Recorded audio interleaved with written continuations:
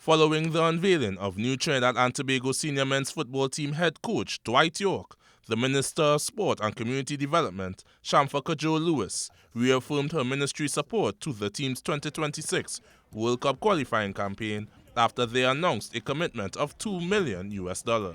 Now, they would have presented a proposal to us.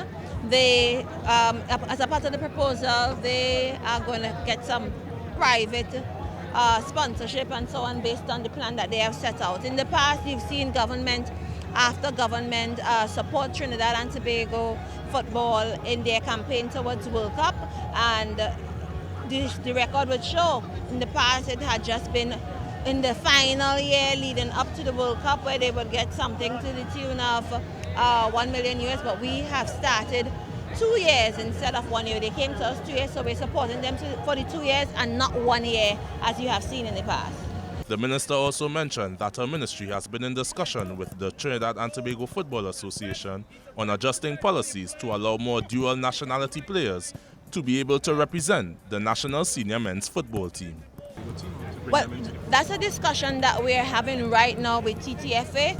We are also working with the Ministry of National Security and the Office of the Attorney General, looking at policies and legislation from other Caribbean countries so that we can work out an arrangement that is suitable for us in Trinidad and Tobago. Of course, as we started looking at football, many of the other sporting disciplines started reaching out, and you have to craft the legislation and the policy in such a way that it is fair and that it is just.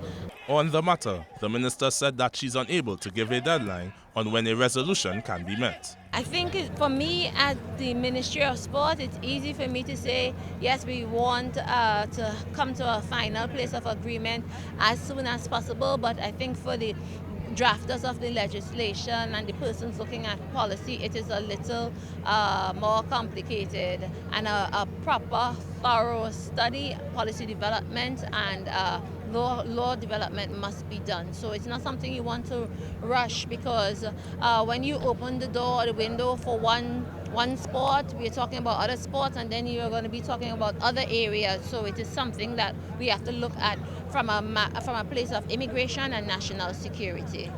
Adrian Lazar, TTT Sport.